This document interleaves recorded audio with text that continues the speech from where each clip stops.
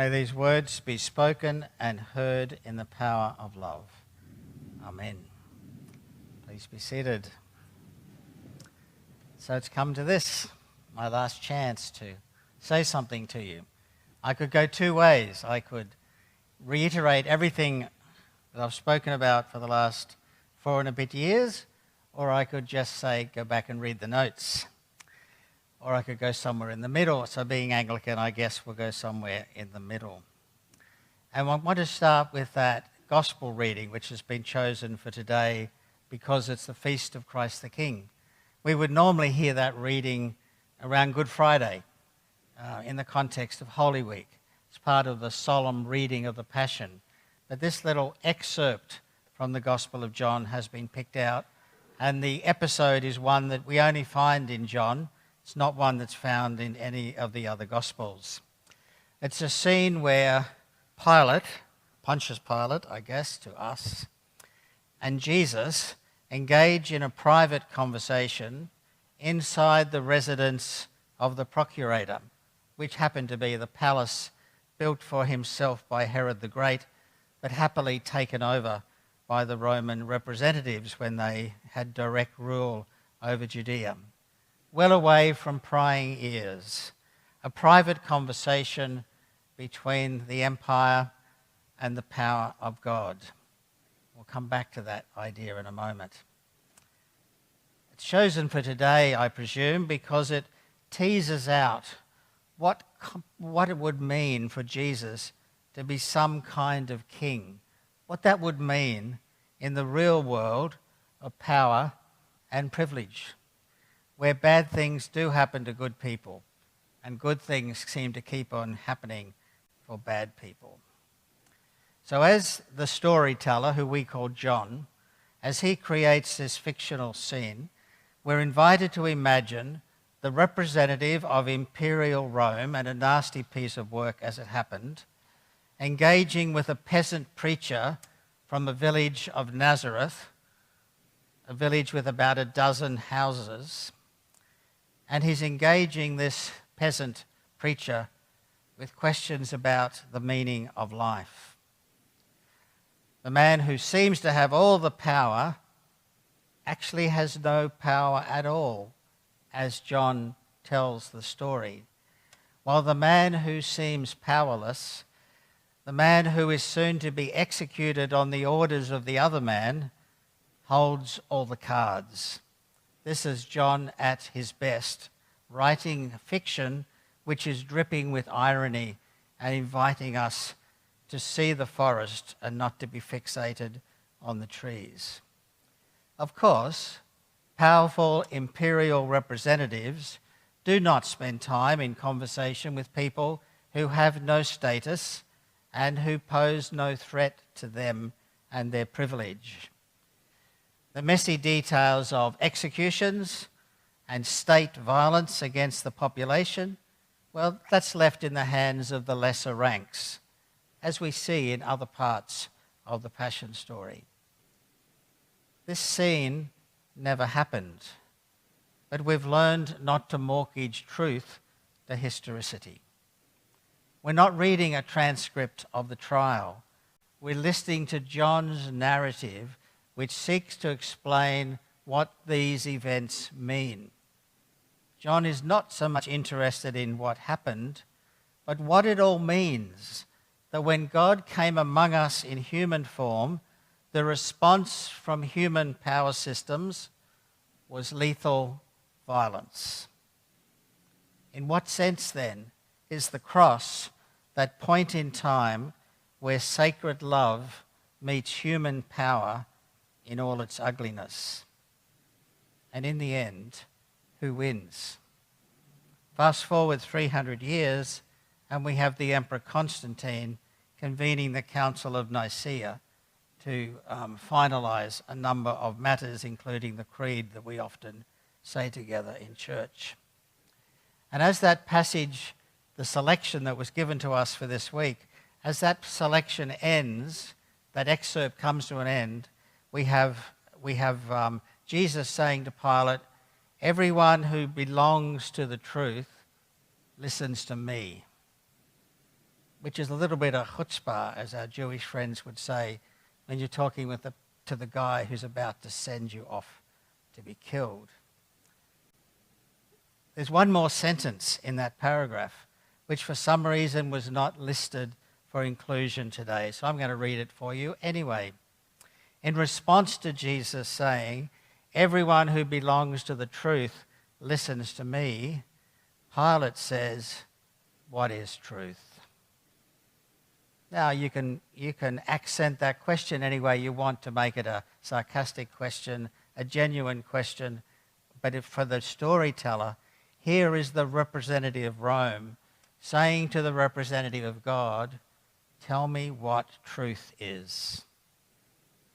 Okay.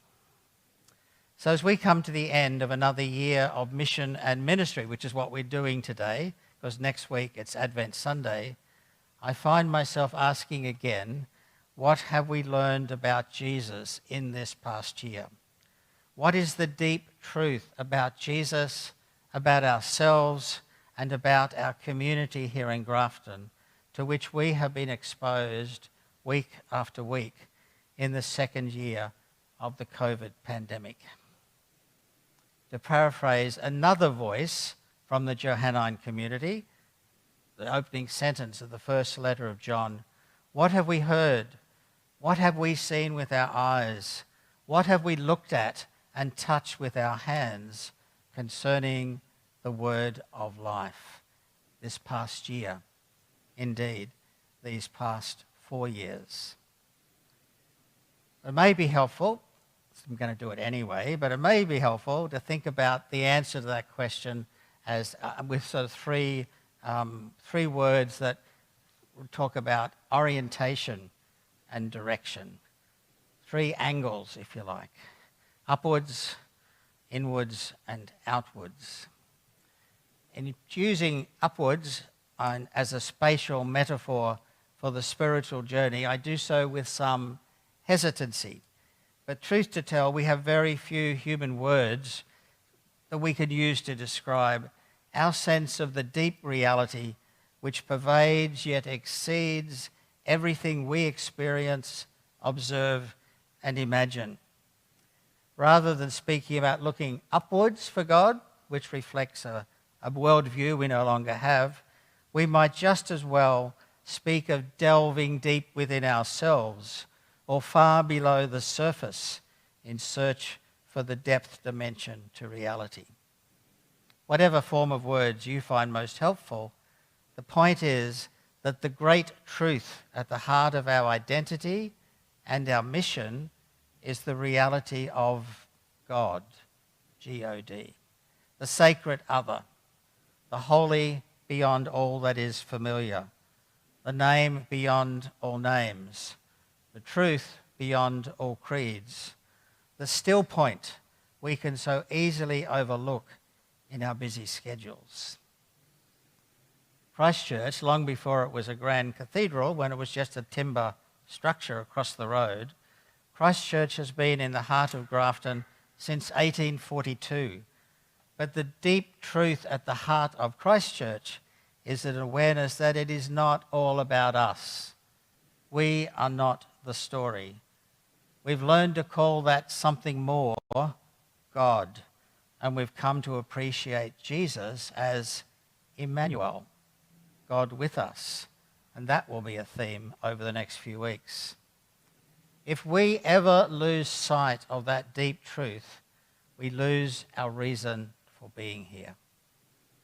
As a cathedral community, we are a cathedral that points to something more, something deeper, something bigger, something beyond ourselves.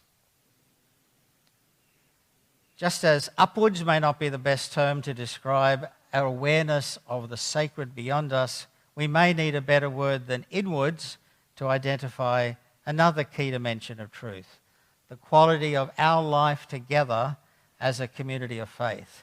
We don't want to be inward looking. That's seen as a bad thing.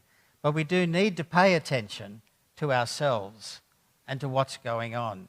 We need to look in the mirror from time to time, even if just to see how cute we are. That was for you, Sally. So the dynamics of our life together. Sally's gone now, she'll chuckle for the rest of the service. The dynamics of our life together as a community of local people also matter. They matter because we need to walk the talk. If we're saying there's something bigger than ourselves, that there's more to life than having a job and paying the mortgage, and yet all we do is talk about fundraising and trying to build our numbers and to be bigger and greater or smarter or more powerful or more influential, we're missing the point that we have to be godly. We have to be Christ-like. So how does our sense of God impact the way we live as people who belong to some way or another to the cathedral? Is that set of beliefs reflected in the way we do business? And most importantly, are we a safe community? Some years ago, I came across a very down-to-earth way to express this idea, and I've always found it a fascinating little mind picture. If people went through my garbage bins, would they find any evidence that I'm a person of faith, or would my garbage look just the same as the guy next door? Now, I realise the guy next door is not a typical sample of Grafton. Okay, maybe the guys across the road at the police station. Maybe, but you get the point. If people actually saw the stuff we're throwing out and gained a sense of how we're choosing, the groceries we're choosing to buy, the entertainment we're choosing to enjoy, whatever, would our lives look any different from the people around us who are fine people but make no claims to be people of faith? Are our lives actually any different? So we take care of each other. We take care to live the truth that we have come to know and to practice what we preach. And hopefully our rubbish bins are a little bit different. We're going to be there for each other, but we're also going to remain open to new people who wish to join us. As I was preparing this sermon yesterday afternoon, I detoured for a moment and came across a message that had been left on our website earlier this year. It was sent by somebody who had just started coming to the Cathedral community and dropped a note using the reply form on the website simply to say how grateful they were to find a community, to have found a community which was welcoming, friendly, and safe. What a beautiful piece of feedback. May it always be so. That message left on the webpage is a reminder that we also have to be people who look beyond our own comfort zones and look past the people we already know so well.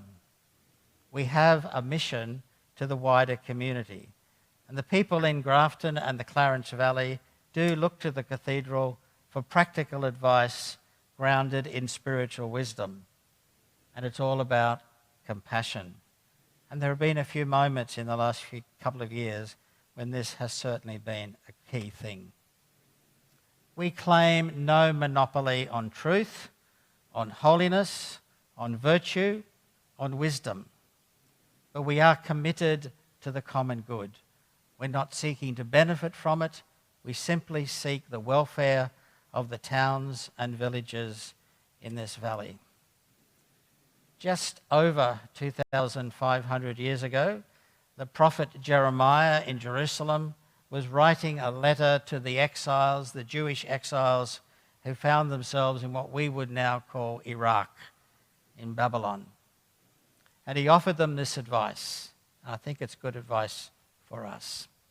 Build houses and live in them. Plant gardens and eat what they produce. Take wives and have sons and daughters.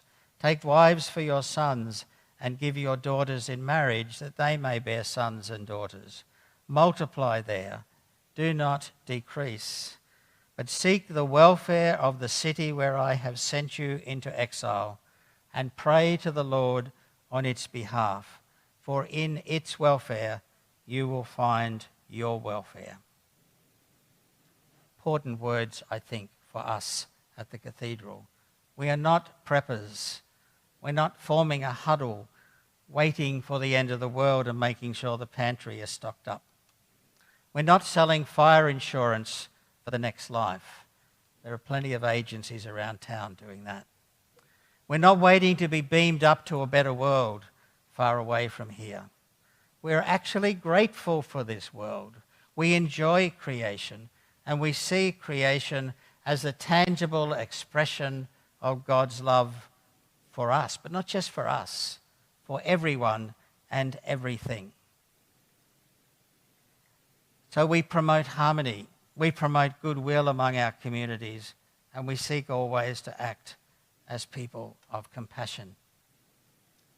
So as I step aside from my role as Dean of Grafton, I'm grateful for the privilege of these past 4 years, and I'm confident that we can keep looking beyond the obvious to the deeper reality which really matters. We can persist in building an authentic faith community centred on Jesus, and we will continue to be engaged compassionately with our wider community because that's what the Cathedral does. Like our Cathedral building, as members of this Cathedral community, each of us points people to a deeper reality. Each of us invites others into a community centred around Christ, and each of us respond with compassion and care to the needs of other people. As we do that, then Christ will indeed be King, and his prayer will come true. We know it well. Your kingdom come, your will be done on earth as in heaven. Amen.